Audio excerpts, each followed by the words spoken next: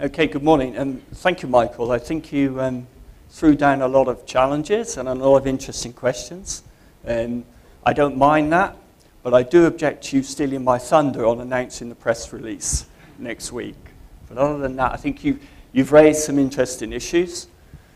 First, I'd just like to say thank you for inviting me to speak here. The OECD does a lot of these sorts of conferences where we try to explain the work that's currently going on BEPS. So I'm going to start by just reiterating what Michael said about the press release. As you probably know, BEPS is essentially split into two parts under the action plan. So we have the 2014 deliverables and the 2015 deliverables. The 2014 deliverables will be announced at a press conference by the director from tax at the OECD, Pascal Saint-Amand, and the Secretary General of the OECD. And that will be announced at 2 o'clock Paris time, which is the same as South African time, on the 16th of September. And then at 4 o'clock is the webcast where senior members of the OECD tax team will look at some of the technical aspects of what's in those deliverables for 2014. I'm going to, in a while, talk to you about some of what those deliverables are about. As Michael said, I must be careful not to steal the thunder of others, so I'm restricted to a degree in what I can say to you. But what I want to start with is by looking at the issue of how does the OECD work that it's doing on BEPS impact on developing countries. And Michael raised the point about the fact that the G20 countries are also involved in the BEPS project.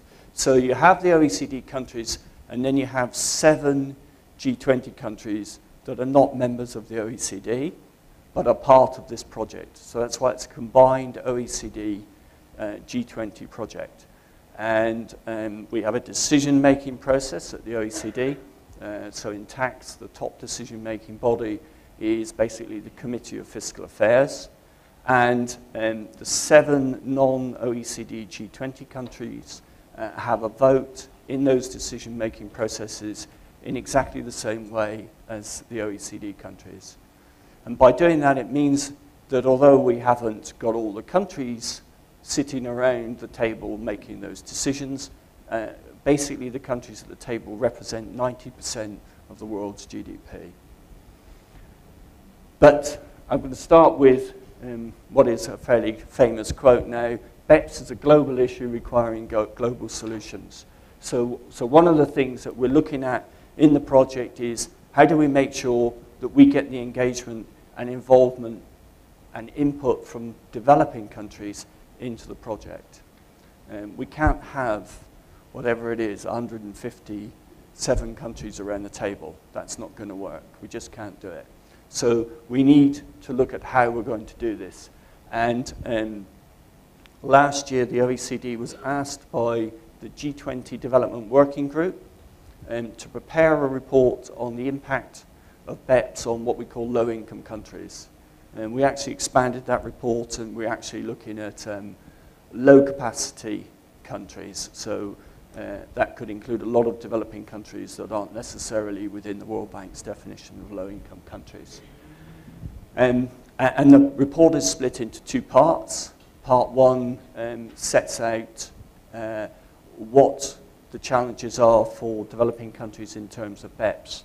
And I've got a lot of slides. I assume you've got all the slides. I think it's 30 or 40 slides, and I think I've only got 45 minutes, so I'm going to skip over some of these slides, try to concentrate on the ones that I think are most important. So here we have various mechanisms to get the input, but this is the report that I'm now talking about.